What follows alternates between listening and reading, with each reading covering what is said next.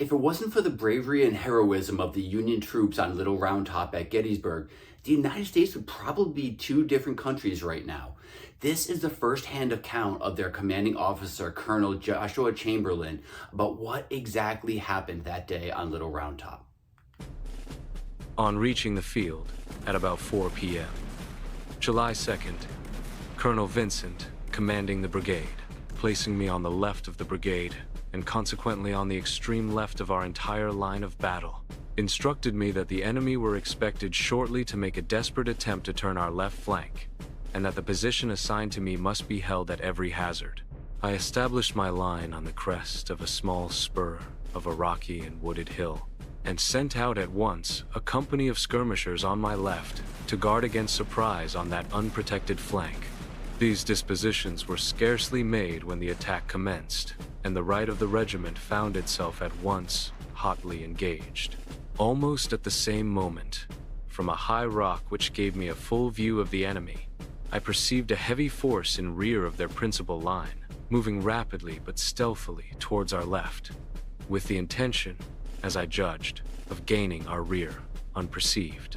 Without betraying our peril to any but one or two officers, I had the right wing move by the left flank, taking intervals of a pace or two, according to the shelter afforded by rocks or trees, extending so as to cover the whole front then engaged, and at the same time move the left wing to the left and rear, making a large angle at the color, which was now brought to the point where our left had first rested. This hazardous maneuver was so admirably executed by my men that our fire was not materially slackened in front, and the enemy gained no advantage there, while the left wing, in the meantime, had formed a solid and steady line in a direction to meet the expected assault. We were not a moment too soon, for the enemy, having gained their desired point of attack, came to a front and rushed forward with an impetuosity which showed their sanguine expectations. Their astonishment, however, was evident when, emerging from their cover, they met, instead of an unsuspecting flank, a firm and ready front.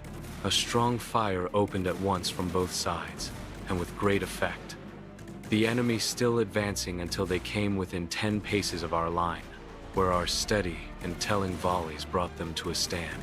From that moment began a struggle fierce and bloody beyond any that I have witnessed, and which lasted in all its fury a full hour. The two lines met, and broke, and mingled in the shock. At times, I saw around me more of the enemy than of my own men. The edge of conflict swayed to and fro, now one and now the other party holding the contested ground. 3 times our line was forced back, but only to rally and repulse the enemy. As often as the enemy's line was broken and routed, a new line was unmasked, which advanced with fresh vigor. Our 60 rounds were rapidly reduced. I sent several messengers to the rear for ammunition and also for reinforcements.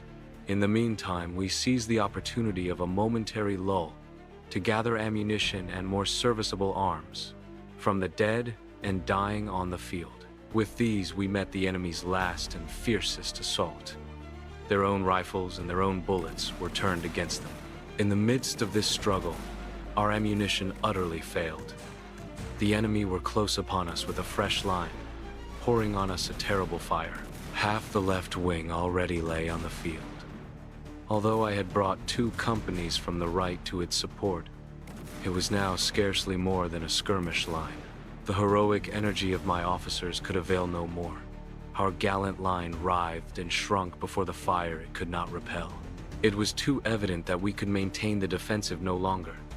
As a last, desperate resort, I ordered a charge. The word "fix bayonets" flew from man to man. The click of the steel seemed to give new zeal to all. The men dashed forward with a shout. The 2 wings came into one line again, and extending to the left, and at the same time wheeling to the right, the whole regiment described nearly a half circle, the left passing over the space of half a mile, while the right kept within the support of the 83rd Pennsylvania, thus leaving no chance of escape to the enemy except to climb the steep side of the mountain or to pass by the whole front of the 83rd Pennsylvania. The enemy's first line scarcely tried to run. They stood amazed, threw down their loaded arms, and surrendered in whole companies. Those in their rear had more time and gave us more trouble.